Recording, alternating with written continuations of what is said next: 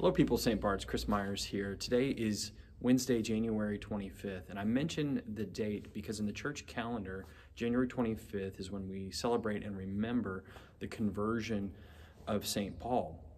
If you happen to pick up one of our prayer booklets that we have available as you come in and out of the church building, and do feel free to pick them up and start following along with morning prayer, morning and evening prayer at any time.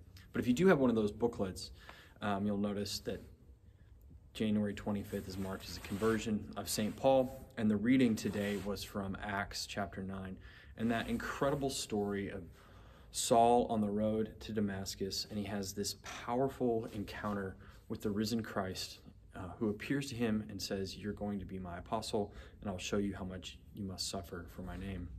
I mention that because we're in the season of Epiphany, and we've talked a lot about this, that Epiphany is about the glory of Christ going forth to the nations, and it's a season of mission and really about evangelism, but maybe not in the traditional sense of just going in a sort of straightforward, factual way, sharing your faith, but in the sense that we are the people who behold Christ and then in some way reflect his glory in the world.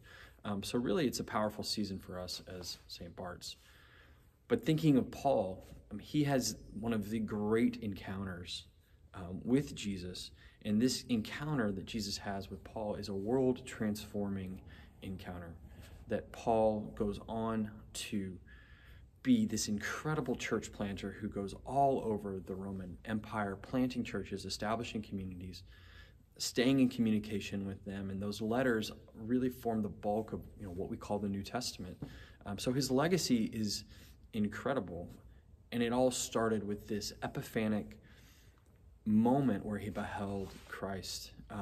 So we can hold that out as an example to us ourselves, that this powerful encounter with Jesus can ripple outwards into the world.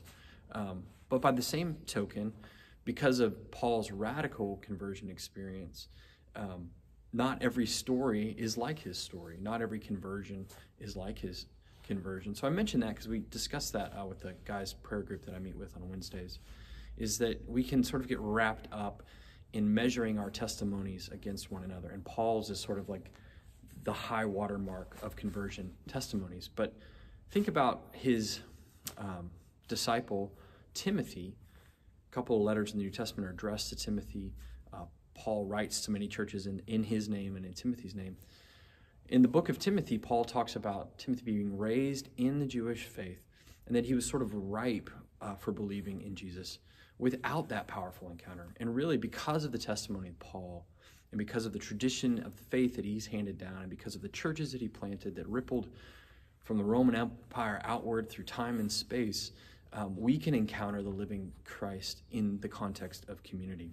So that's just a thought to leave you with for this week, the conversion of St. Paul. Tomorrow night, we're having a newcomers event. If you are new within the last 3 or 6 months, we would love to see you at White Rock Abbey House at 7 p.m.